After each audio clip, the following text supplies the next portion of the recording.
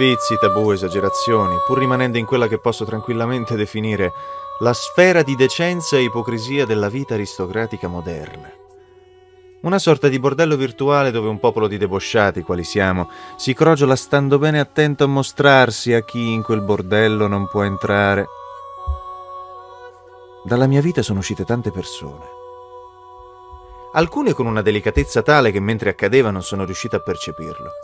Altre sbattendo la porta con una violenza che se mi sforzo riesco ancora a sentirne il boato. Persone che uscite da quel rapporto da farfalle sono regredite in bruco. Una metamorfosi kafkiana della loro personalità. Alter ego alla riscossa. Ecco la banalità di questa umanità. Noia, scelte, promesse, relazioni, tutti generati da un vortice di noia che ha travolto queste masse anonime, in realtà figli di nessuno. Non riesco a identificarne i volti. Falliti che giorno dopo giorno si arrendono alle scorciatoie della vita, rimandando ad un domani incerto i loro problemi. Misantropo e agorafobico.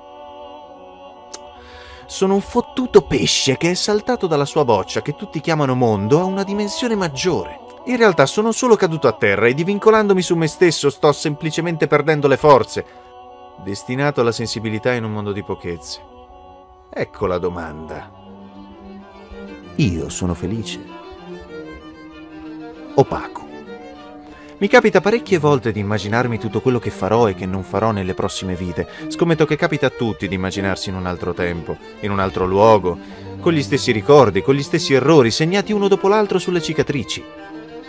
Probabilmente in un'altra vita molti di noi non saranno così stupidi da lasciarsi scappare certi tipi di persone. Sicuramente molti saranno meno orgogliosi, molto più diffidenti.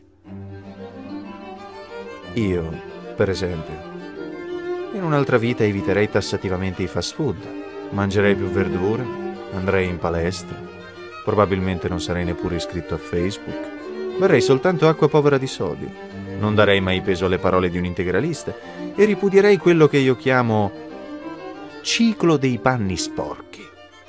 Panni usati, sporcati e poi tanto c'è sempre la lavatrice pronta a rimuovere lo sporco e tutto torna pulito come prima. Nonostante le persone non siano panni sporchi, mi è capitato di finire in lavatrice più e più volte, con la differenza che non ne sono mai uscito pulito. Davvero? Davvero? In un'altra vita seguirei il pensiero del surrealismo. Annullerei completamente ogni freno inibitorio e imparerei finalmente a dire le cose come stanno, come mi sento, senza nascondermi dietro parole vuote come bene, male, così così. Lo facciamo tutti e intanto il treno passa.